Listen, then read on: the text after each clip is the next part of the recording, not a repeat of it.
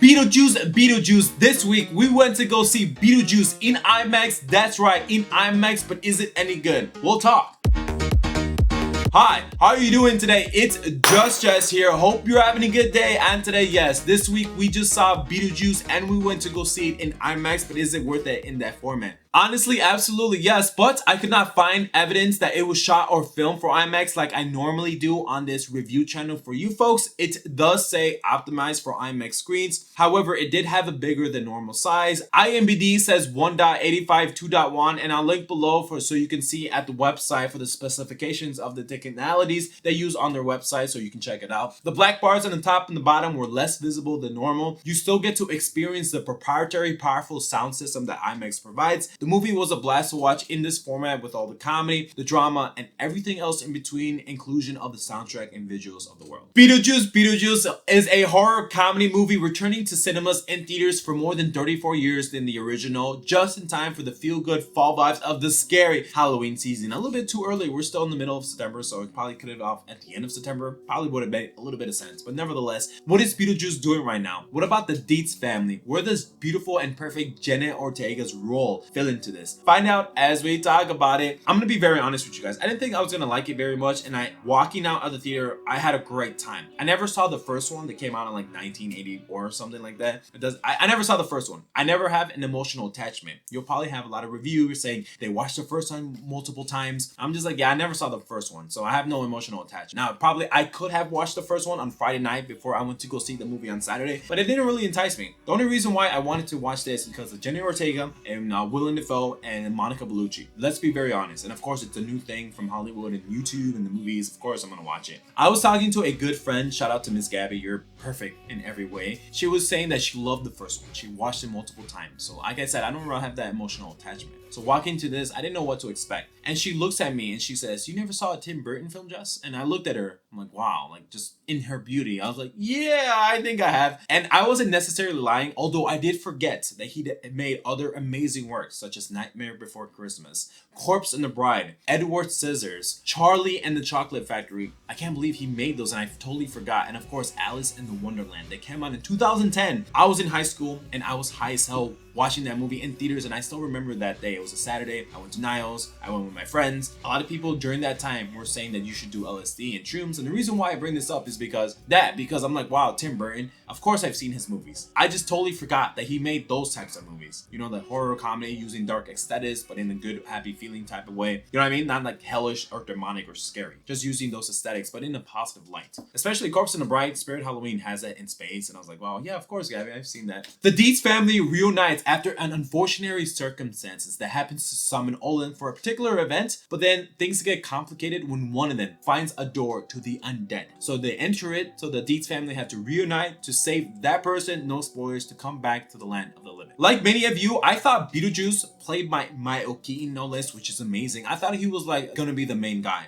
Although he is one of the main characters, I feel like this movie focuses on the trio of the Dietz family, of the lineage of the women, which is Dahlia, Astrid, and Lydia Dietz. And I feel like that's one of the strengths of the film, having these three different actors or actresses at different points in their careers and their lives, especially in the movie and the roles they play. Grandmother, mother, and then grandchild were the mother of Lydia. All of them have scenes that interact with each other. That makes for some complex, funny situations that had me and the theater members laughing at multiple interviews of the film.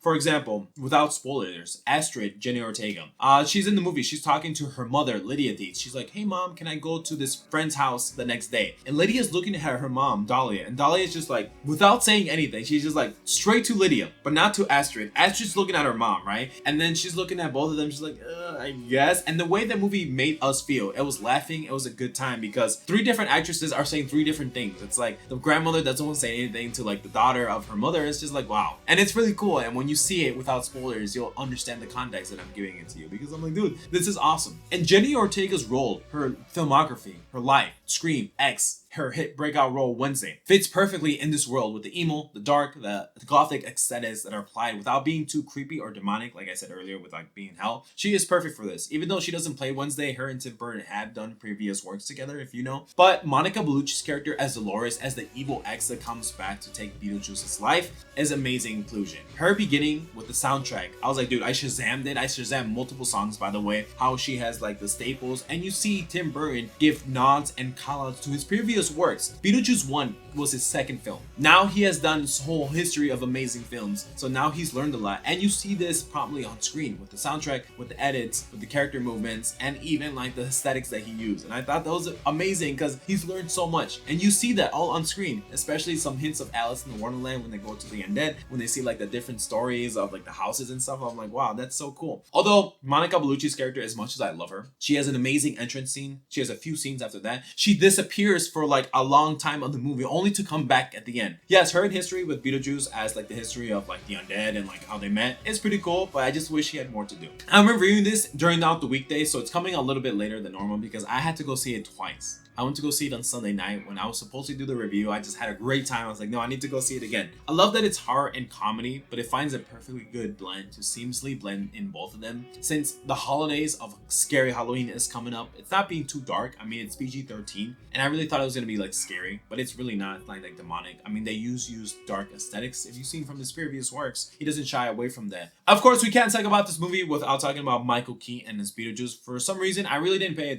attention that much to Beetlejuice. I mean, I did. He is one of the main characters, but I didn't really connect with him a different way. If anything, I connected much to Astrid, you know, just having that complicated relationship with his mom, not believing her for like the undead, as you've seen in the trailers. I'm like, oh, he's a good actor.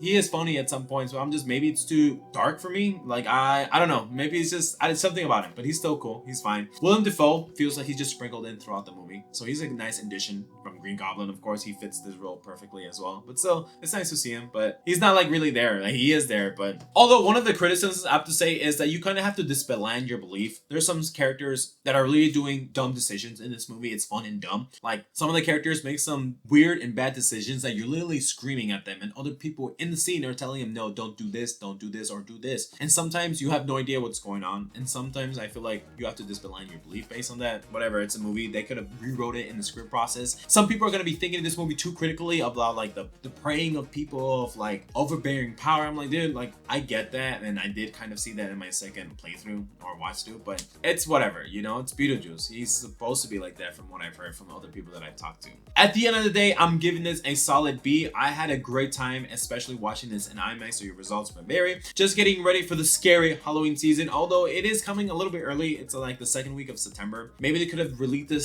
this at the last week of September, and it would have been perfect. If you made it this far, I really appreciate you so much. Maybe consider hitting that like button and turning on notifications so you never miss a video. And with that, take care. Bye.